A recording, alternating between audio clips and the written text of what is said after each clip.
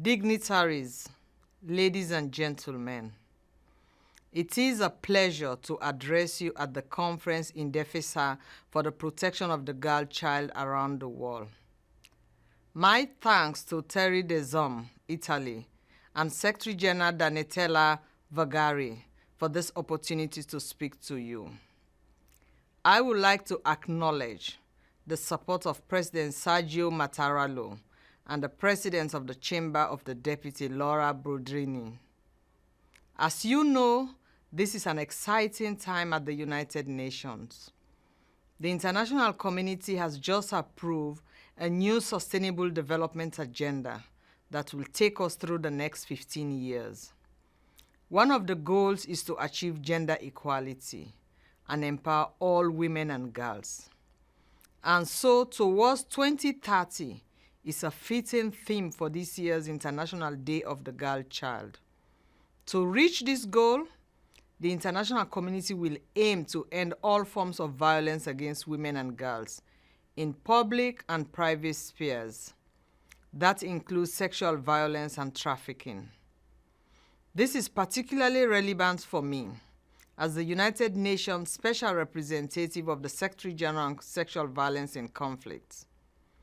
Every year, in conflict all over the world, girls are assaulted, raped, mutilated, impregnated, and threatened.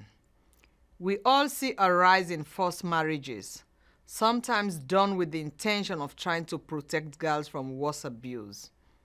These crimes of sexual violence have been used as a tactic of war throughout the history of conflict.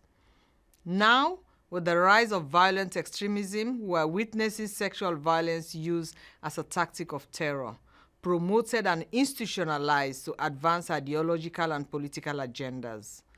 Extremists like ISIL, Boko Haram, Al-Qaeda, and Al-Shabaab use sexual violence strategically to displace and destroy communities, to generate revenue by selling kidnapped girls on open markets and ransoming them back to their families.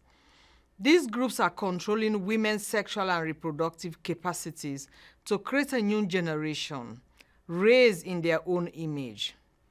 I was in the Middle East this April, a visit that took me to Syria, Iraq, and the neighboring countries of Turkey, Lebanon, and Jordan.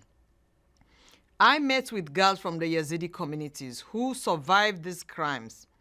Some are pregnant. Most of them are seriously traumatized.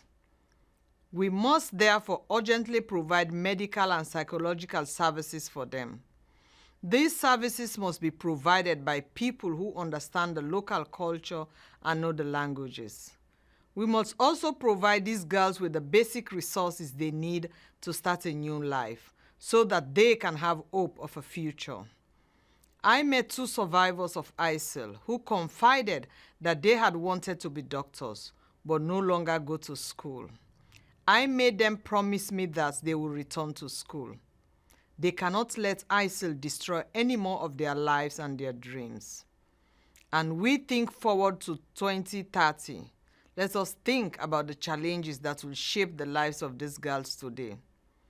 It is my strong belief that protection and empowerment of women and girls must be at the heart of any counter-terrorism strategy. Not just because it is the moral thing to do, but because the future of our families, communities, and societies desperately rest on the shoulders of today's girls. As you discuss these topics further, know that my office, the United Nations Team of Experts on the Rule of Law, the United Nations Action Against Sexual Violence in Conflict remain open to you as resources. Thank you.